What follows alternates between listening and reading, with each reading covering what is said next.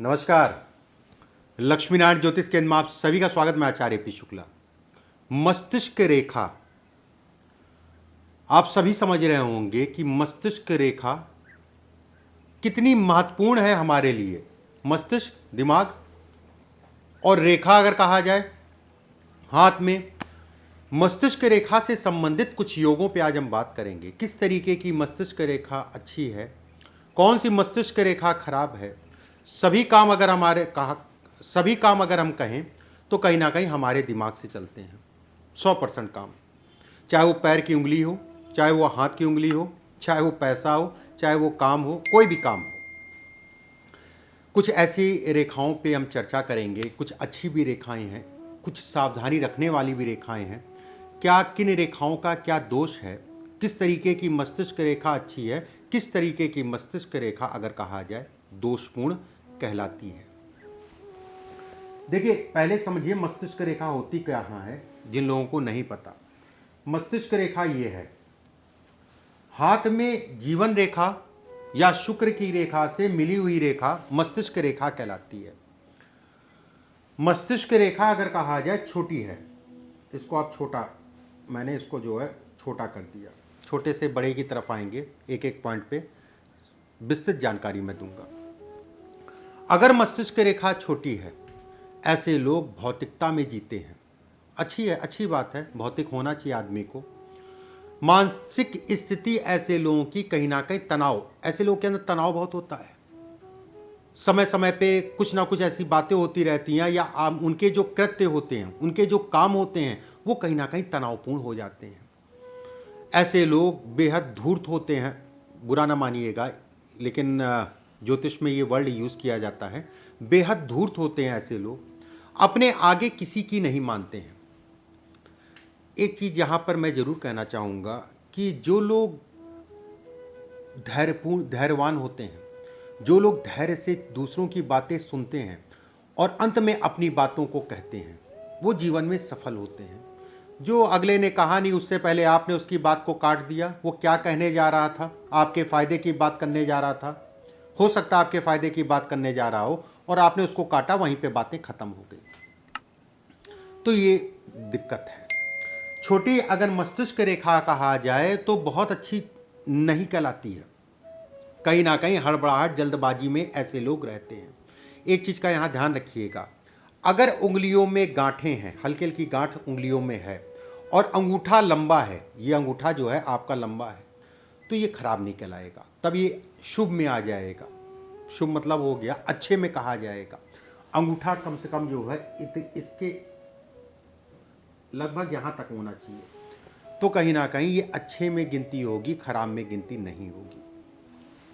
मस्तिष्क रेखा अगर छोटी है और मस्तिष्क रेखा यहाँ से घूम रही है, ऐसे करके छोटी हो के घूम रही है, तो और खराब है ये।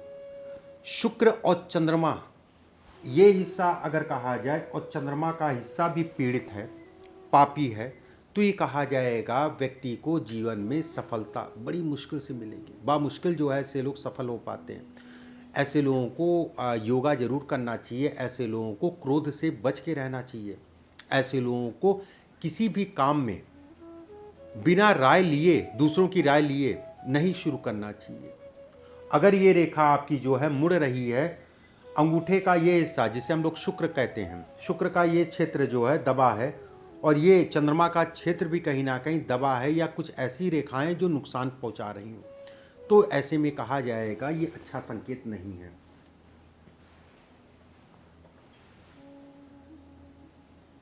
मस्तिष्क रेखा ये है, मस्तिष्क रेखा दो फाड़ में हो।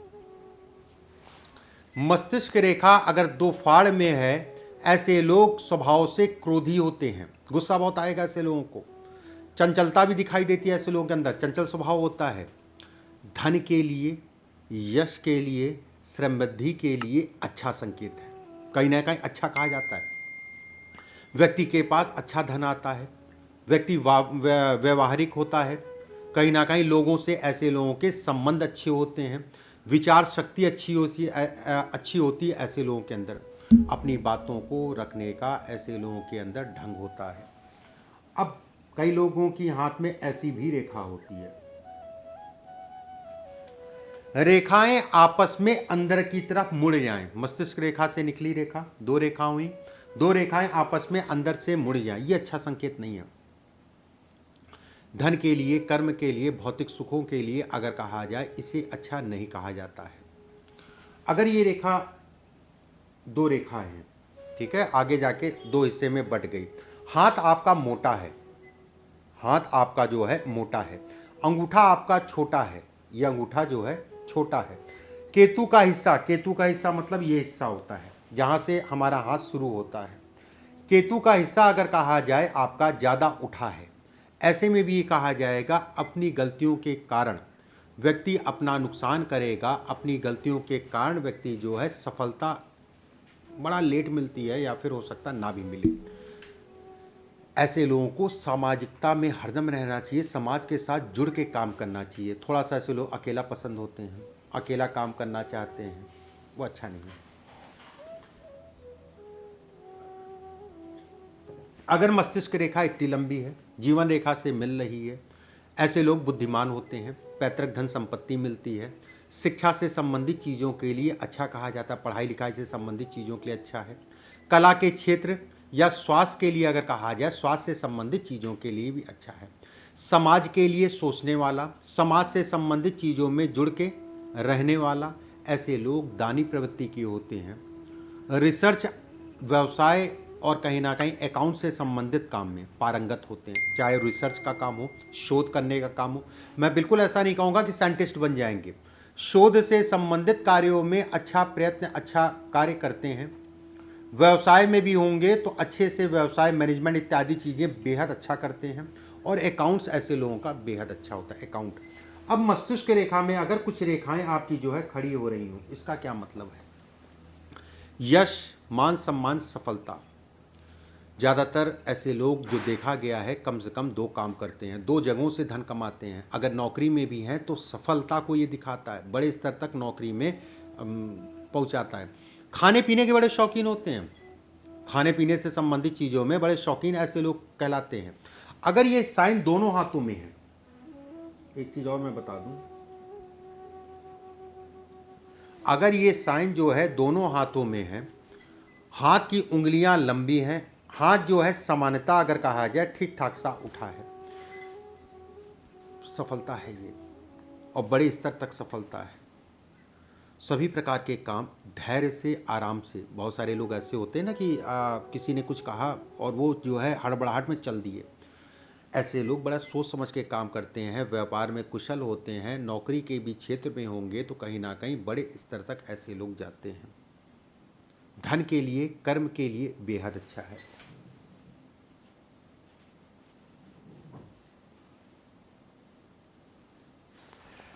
मस्तिष्क रेखा अगर चंद्र क्षेत्र तक जाए, इसका क्या मतलब है?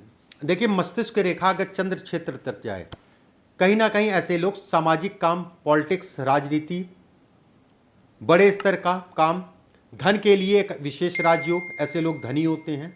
मानसिक पीड़ाएं भी बहुत समय समय पे मिलती हैं, मन हमें कहीं ना कहीं थकावट, मन में दिक्कतें, परेशानियां, ये भी दिखाता है। सब कुछ ठीक चल रहा है फिर भी विचलित हैं। माता के सुखों में कमी करता है, अगर रेखा नीचे जा रही है माता के सुखों में कमी करेगा। लेकिन अगर मैं कार्य क्षेत्र की बात करूं तो अच्छा कहलाएगा। दिमाग से थोड़ा सा या टेंशन इत्यादि चीज़ें, मन का विचलित होना, फोबिया कह लीजिए, अनावश्यक का डर उत्पन्न करना, ये इसको इंगित करता है। अगले वीडियो में, आने वाले समय में, कुछ ऐसे निशान होते हैं, जैसे ये निशान हो गया, ये निशान हो गया, त्रिकोण बन गया या चतुर्भुज बन गया, इसका क्या मतलब होता है मस्तिष्क रेखा को, इस पे मैं बात करूंगा। अभी के लिए बस इतना ही। नमस्कार।